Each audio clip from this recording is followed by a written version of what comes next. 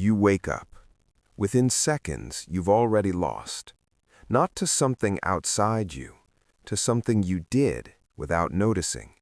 A quiet habit, one that runs in the background of your mind, one that makes you smaller.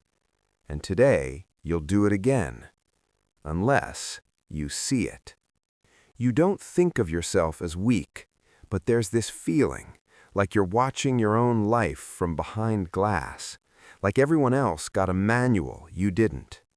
You second-guess what you say, replay conversations, imagine what they thought of you. You hesitate before you post, before you speak up, before you try. And the strangest part? You can't pinpoint when it started. But here's what psychology knows. This isn't randomness. It's not bad luck. It's not your personality. It's a loop. And it begins the moment you wake up. Let me tell you what's really happening. Your brain has a security system. It's called the reticular activating system. It filters reality. Every second, your senses take in 11 million bits of information, but your conscious mind can only handle about 40. So your brain decides what to show you. And here's the problem. It shows you what you've been looking for. If you wake up and immediately scan for what's wrong, what you didn't do, what you're behind on, what you're not, your brain tags that as important. And all day long, it keeps showing you proof. Psychologists call this confirmation bias in a negative loop. But it's deeper than that. You're training your mind to see yourself as the problem. Think of your brain like a search engine. Every morning, you type in a query, but you don't realize you're doing it. The query is silent. It's not words. It's the emotional state you enter within the first 60 seconds of waking. If that state is anxious, your brain searches for danger. If it's inadequate, your brain searches for proof you're not enough. This activates something called the default mode network. It's the part of your brain that runs on autopilot, and when it's negatively primed, it becomes a spotlight on everything you lack. Neuroscience shows that repeated thought patterns create myelin, the insulation around neural pathways. The more you think a thought, the faster that pathway fires. So when you wake up and immediately criticize yourself, you're making that pathway stronger. You're literally building the architecture of self-doubt. So how do you stop?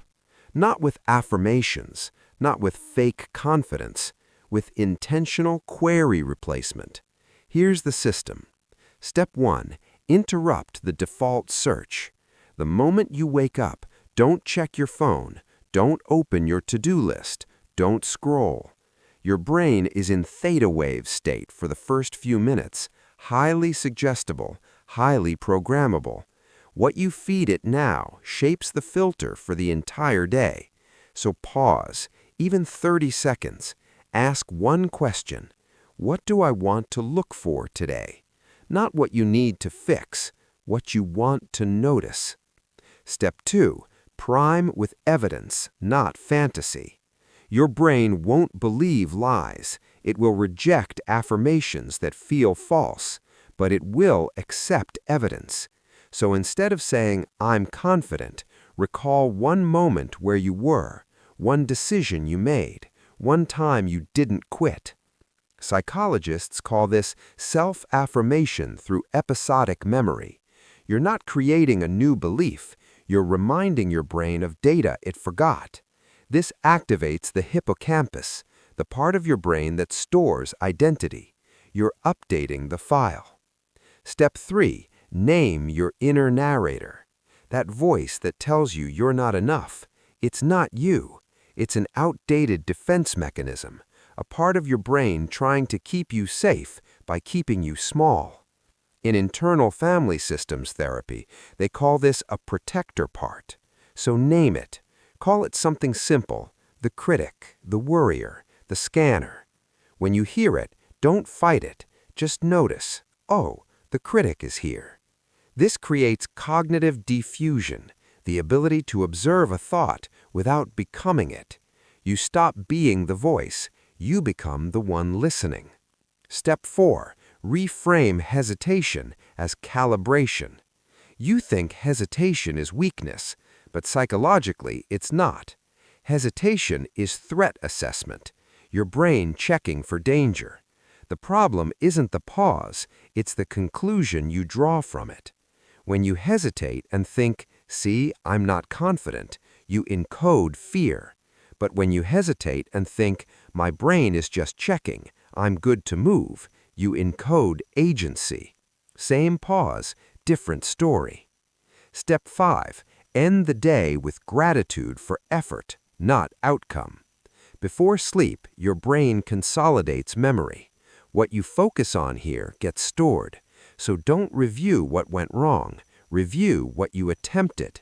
Not what you achieved, what you tried. Because self-image isn't built on results. It's built on self-trust. And self-trust comes from knowing I show up even when it's hard. Here's the whole model. Your brain is a search engine.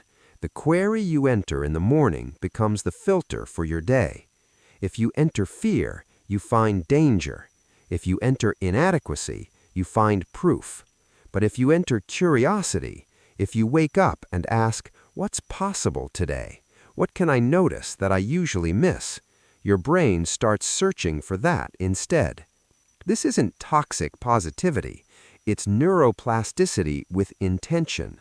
You're not pretending to be confident. You're choosing what to look for. And over time, what you look for becomes what you see. What you see becomes who you are. You're not weak. You've just been asking the wrong questions. Every morning is a chance to rewrite the query, not with force, with awareness. You don't need to fix yourself. You need to redirect your attention. Because you're not the problem. You're the system that's been running on an outdated program. And today, you can update it.